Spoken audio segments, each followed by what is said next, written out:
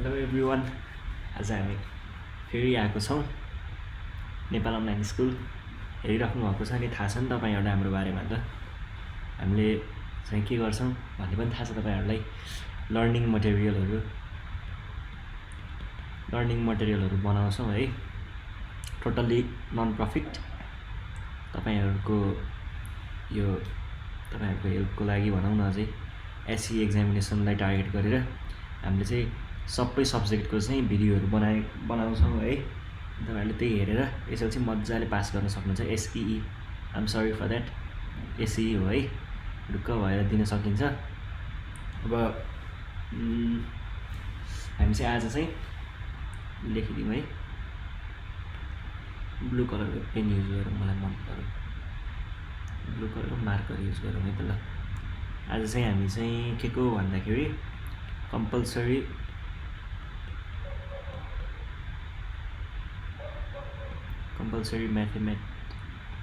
म्याथमेटिक्सको geometry भन्ने नाम त सुनिराख्नु भयो होला नि। जियोमेट्री भित्र पनि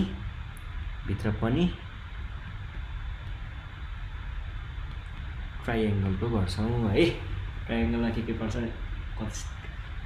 मलाई आफ्नो बेलामा चाहिँ यो टाउको दुख्थ्यो क्या, यो ट्राइएङ्गल अनि अर्को के अरे त्यो भगवान्, त्यो थेरम भन्दा म त पागलै हुन्थ्यो। कस्तो गाह्रो पो लाग्थ्यो त, एकदम गाह्रो हुन्थ्यो होइन।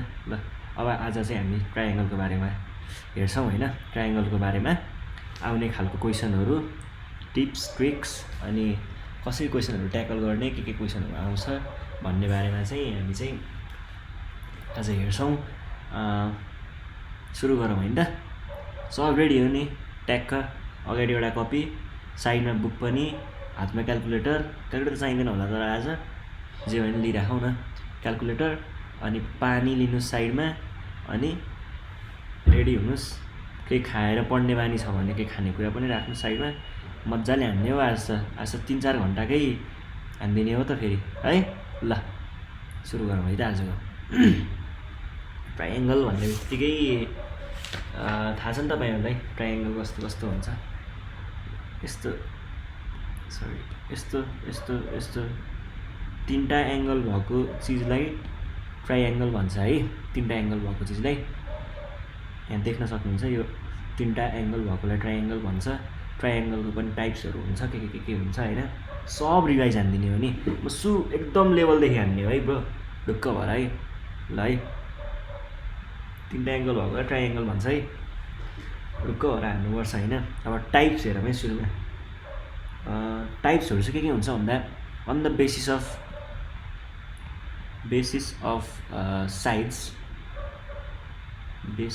साइज, यो चाहिँ triangle types are divided into 3 categories. एउटा हुन्छ इक्विल्याटरल भन्छ है, इक्विल्याटरल भन्ने हुन्छ। अर्को आइसोसेलेस भन्ने हुन्छ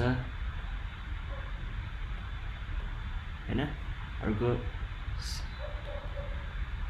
स्क्यालेन ट्राइएङ्गल भन्ने हुन्छ है।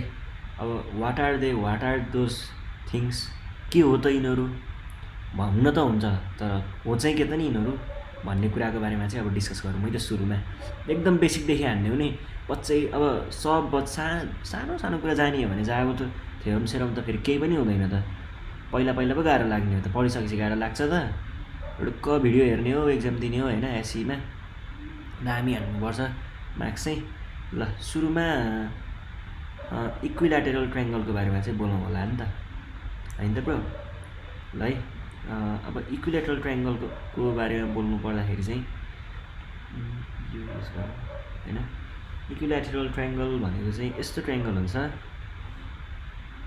जसको चाहिँ अति नै मोटो पो देखियो त, पेन युज गरौँ है त। ल ठिक छ है। ल इक्विल्याटरल ट्राइएङ्गल भनेको चाहिँ यस्तो ट्राइएङ्गल जसको चाहिँ यो साइड र यो साइड हुन्छ नि। ट्राइएङ्गलमा साइड नै 3टा हुन्छ पहिला त।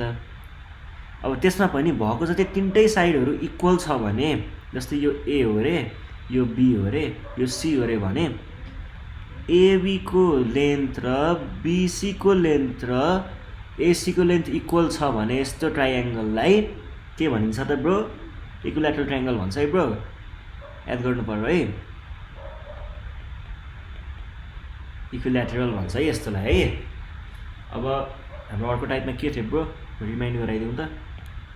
आज ब्रो ब्रो हान्दै पढ्नुपर्छ ल, ढुक्क भएर हान्ने हो भने यसो चिलमा पढ्ने हो नि त। पढ्दाखेरि त स्ट्रेस लिने कामै छैन, गाह्रो चिजमा पो स्ट्रेस लिने। जावा म्याथ पनि स्ट्रेस लिएर हुन्छ त, ढुक्क हान्ने हो नि है।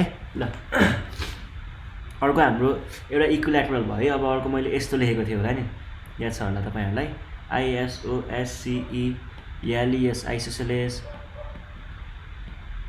एउटा आइसोसेलेस ट्राइएङ्गल भन्ने हुन्छ।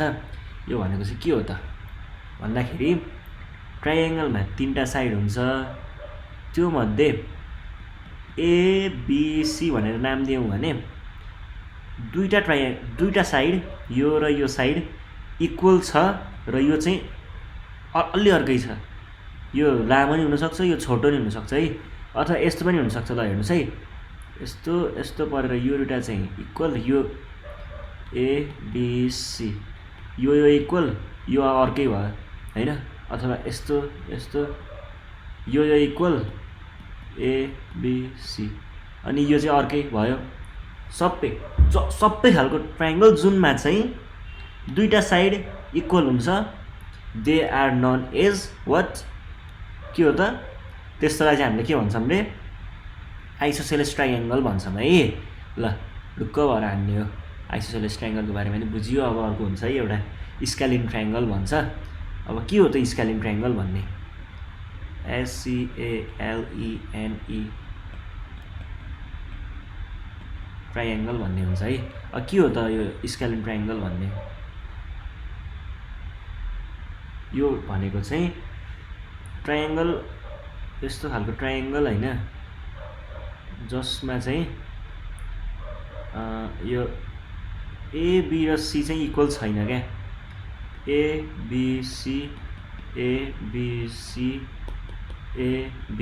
छ भने AB is not equals to BC is not equals to AC भयो भने चाहिँ त्यस्तोलाई चाहिँ हामीले स्केलिन ट्राइएङ्गल भन्छौँ है। ल यो कुरा नि बुझेको हो नि, साइडहरू डिफ्रेन्ट रहेछ भने त्यस्तोलाई चाहिँ स्केलिन भन्छ। दुईटा मात्रै इक्वल रहेछ भने चाहिँ के भन्छ त? त्यस्तोलाई के भन्छ भन न, भन। ल मै भनिदिन्छु है त। त्यस्तोलाई चाहिँ आइसोसेलेस भन्छ है। अनि सबै इक्वल रहेछ भने चाहिँ इक्विल्याटरल भन्छ है।